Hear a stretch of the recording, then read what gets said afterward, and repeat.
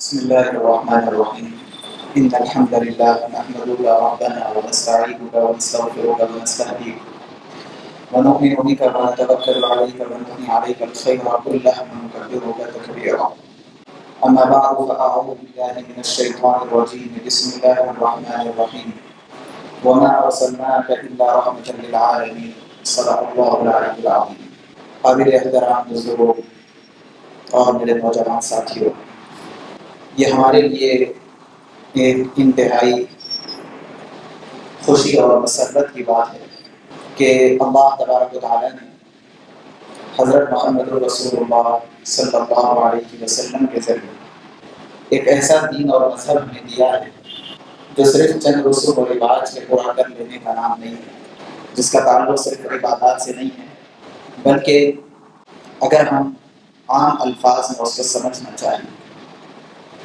تو یہ کہا جا سکتا ہے کہ آل راؤنڈ ڈیولپمنٹس یہ اس مذہب کی خصوصیت ہے۔ یہاں سے آپ ذرا ہٹیں گے اور دنیا کے تمام مذاہب کا سیر کر کے آپ آئیں گے تو یہ خصوصیت کہیں بھی آپ کو نہیں ملے گی کہ ہر میدان کو کیسے ڈیولپ کیا جائے، اس کی تعلیم یہاں پر ہے، اس کے علاوہ کہیں پر نہیں۔ اکانومی کیسے اٹھائی جائے، سوشل چیلنجز کو کیسے فیس کیا جائے، ریگولیشن کیسے لایا جائے، ایگریکلچر کے نظام کو کیسے مضبوط کیا جائے۔ بخاری شریف کا ایک بہت بڑا باب صرف اسی پر مبنی ہے، اور موجودہ حکومتی نظاموں کے سلسلے میں کیسے ان کے ساتھ رویہ اختیار کیا جائے، عام غیر مسلم طبقے کے ساتھ کیسے ڈیل کیا جائے، مسلمانوں کے آپسی مسائل کو کیسے حل کیا جائے، اپنی سول لائف کو کیسے ہم مینیج کریں، گھریلو زندگی کو کیسے ترقی پہ پہنچائیں، اور گھر کے باہر کے ماحول کے ساتھ ہم کیا رویہ اختیار کریں۔ ایسا جامع مذہب کہیں ملنے والا نہیں، اور سب کے سب صرف منصوبہ بندی اور پلاننگ کے اندر ہی اپنی زندگیوں کو ختم کر رہے ہیں۔ ہر پلان ڈیولپ کرنے کی کوشش کرتے ہیں، وہ پورا ڈیولپ ہو کر کے پلان خود یہ کہتا ہے کہ میں سکسیس ہونے والا نہیں ہوں، پھر اس کو چھوڑ کر کے نیا پلان کریں۔ آلریڈی سکسیسفلی پلان جو رسول اللہ صلی اللہ علیہ وسلم نے دیا ہے کر کے بتلا رہے ہیں، اسی کا نام دین۔ ہم بالکل یہ سمجھنے کی ضرورت نہیں ہے کہ یہ دین کیا ہے، صرف ڈز اینڈ ڈونٹ کا نام ہے، اس کے علاوہ کوئی نہیں۔ اس کی ایک لسٹ ہے جس کو لوگ دین کہتے ہیں کہ یہ کرو کرو، یہ نہ کرو نہ کرو، نہیں، دین اس کا نام نہیں۔ میرا جو نیچر ہے وہ نیچر کا نام دین، جو میرا نیچر ہے وہ نیچر کا نام دین ہے، اس لیے کہ جس ذات الہی نے یہ نیچر دیا ہے، اس ذات الہی نے ہم سب کو یہ ایک گویا کہ پریکٹیکل لائف دی ہے، اور ایک ماڈل اور سسٹم دیا ہے تاکہ اس کے ذریعے سے ہم اپنی زندگی کو صحیح رخ پر پہنچا سکیں۔ اسی لیے کہا جاتا ہے کہ یہ کلمہ صرف دو جملوں کا نام نہیں، ایک لائف اسٹائل۔ کیسے گزاریں زندگی؟ ویسے گزاریں جیسے اس کلمے والے نے گزارنے کا حکم دیا۔ اس سے جہاں ہٹیں گے وہاں پر مسائل کا ایک انبار ہوگا جس کو حل کرنا ہمارے بس کی بات نہیں۔ یہ بات اس لیے میں عرض کر رہا ہوں کہ یہ موجودہ حالات ہمارے لیے گویا کہ ایک چیلنجنگ پیریڈ، اور آپ یقین جانیں کہ چیلنجنگ پیریڈ کسی کے لیے زحمت نہیں بلکہ بہت ساروں کے لیے رحمت ہے، رحمت۔ قوموں کی ترقی کبھی بھی نارمل پیریڈز کے اندر نہیں ہوتی، اور نہ ہی کسی پرسن کی ترقی نارمل پیریڈ میں ہوتی۔ ایک ہمارے سر ہے، وہ اپنے اسٹوڈنٹس میں بہت زیادہ جانے مانے آدمی ہیں۔ ان سے ایک اسٹوڈنٹ نے سوال کیا کہ آپ کے اندر یہ جو کوالٹیز ہے وہ کیسے آئی؟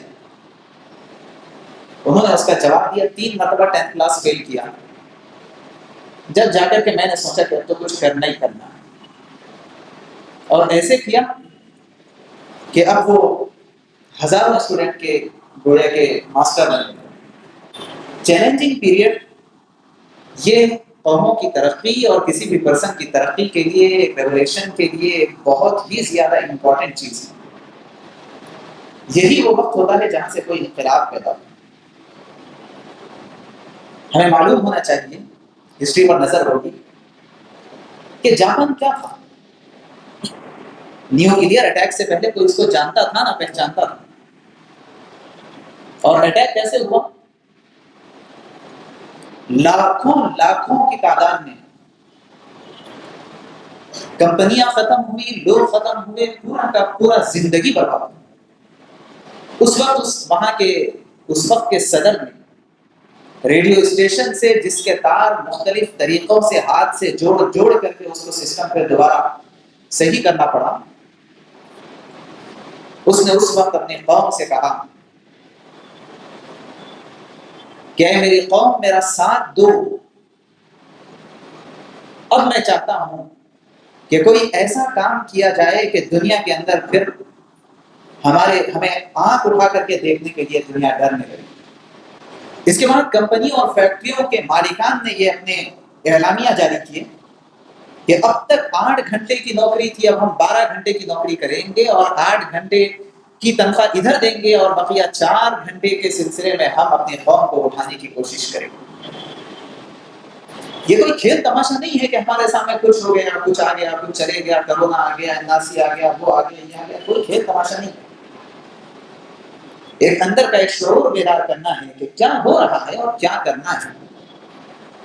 لیکن اتنا ضرور ہے کہ ایسے حالات میں میں یوز ہو جاؤں، یہ میری سب سے بڑی تمنا ہونا چاہیے کہ قوم کی ترقی میں میرا استعمال ہو جائے۔ اگر یہ نہ ہو تو میں چاول کے کنکر کی طرح، دودھ کی مکھی کی طرح نکال کر کے پھینک دیا جائے، میرا کوئی کردار نہیں ہوگا۔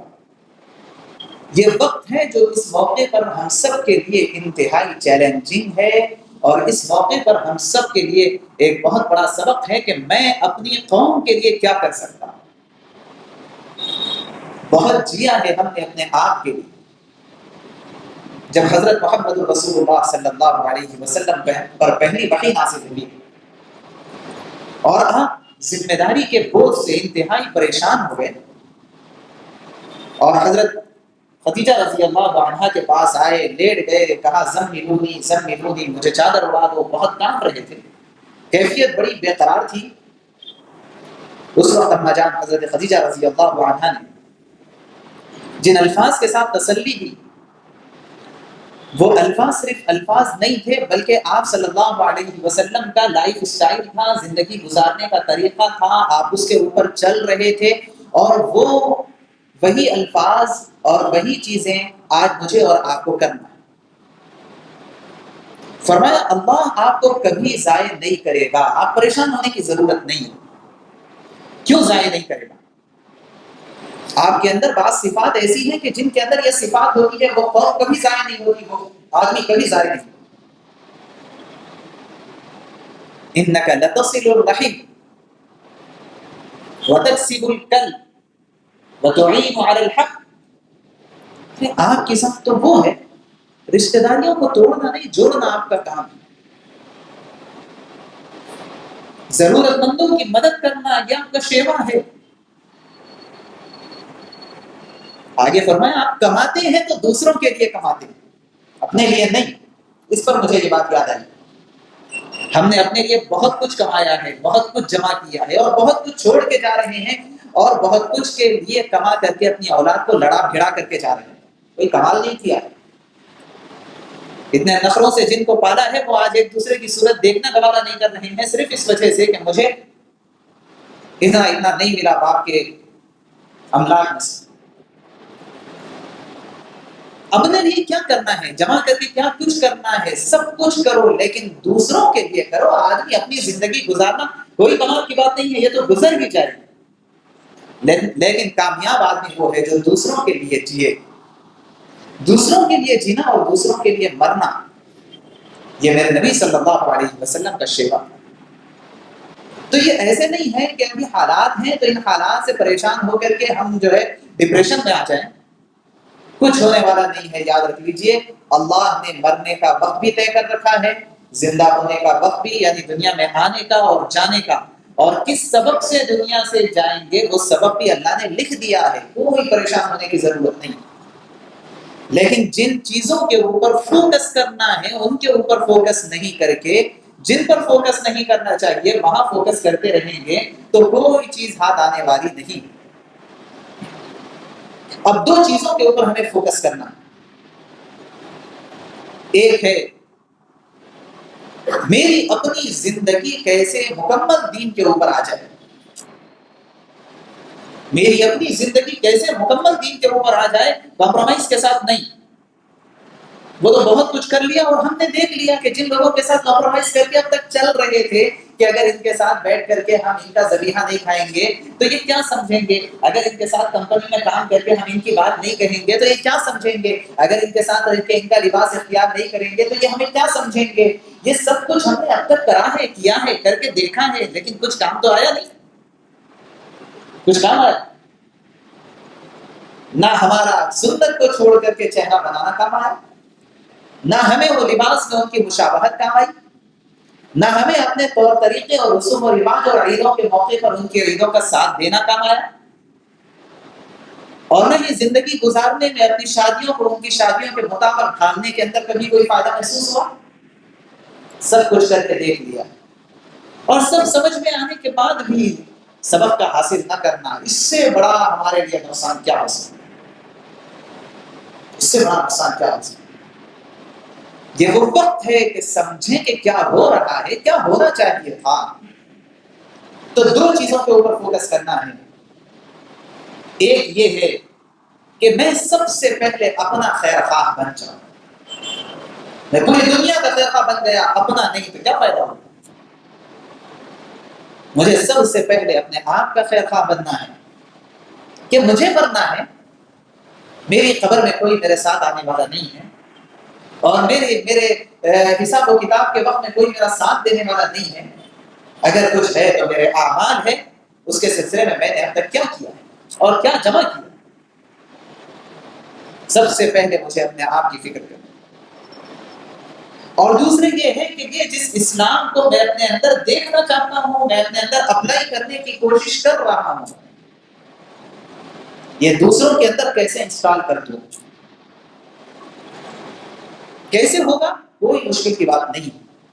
صحابہ کا بس ایک نعرہ تھا کہ اپنے آپ کو انہوں نے بنا لیا اور دنیا میں اعلان کر دیا کہ اسلام کسے کہتے ہیں. ہماری طرح ہو جاؤ, یہی ہے اسلام. ہماری طرح ہو جاؤ, یہی ہے اسلام. ہم میں سے کسی کو کیا اس بات کی ہمت ہے کہ ہم کہیں کہ ہماری طرح ہو جاؤ. تو اگر ہم یہ دعوت دیں گے کسی کو تو بجائے اس کے کہ وہ اسلام میں داخل ہو, ہمیشہ کے لیے اسلام سے متنفر ہو جائے. اچھا, یہی بد اخلاقی کا نام ہے اسلام, یہی بیویوں کے ساتھ ظلم و جور کا نام ہے اسلام, یہی اولاد کو ضائع کرنے کا نام ہے اسلام, یہی اپنے مذہب کے ساتھ مفاہمت کرنے کا نام ہے اسلام. یہ نام ہے اسلام. یہی نمازوں کو چھوڑنے اور اللہ کی نافرمانی کرنے کا نام ہے اسلام. نہیں, ہمیں یہ نہیں چاہیے, ہم تو کچھ اور سمجھ رہے ہیں. دو چیزیں اب اس زمانے کے اندر سب سے زیادہ فوکس کرنے کی ہے, اور ڈرنے کی نہیں ہے. بس آپ اطمینان کے ساتھ سنت پہ عمل کے ارادے سے کام شروع کریے کہ میں سب سے پہلے اپنا خیر خواہ بن جاؤں, اور دوسرے یہ کہ میں دوسروں کے لیے ہدایت کا سبب. اگر ہمارا فوکس ان دونوں چیزوں کے اوپر ہو جائے گا, یہ چیلنجنگ پیریڈ ہمارے لیے ایک اپارچونٹی بن جائے, ایک سنہرا موقع بن جائے. ورنہ یہی وہ پیریڈ ہے جس کی وجہ سے بہت سارے لوگ اسلام سے پھر جائیں گے اور پھر رہے ہیں. اللہ تبارک و تعالیٰ سے دعا ہے اللہ ہم سب کو سمجھنے کی توفیق نصیب فرمائے, اور عقل سلیم اللہ تبارک و تعالیٰ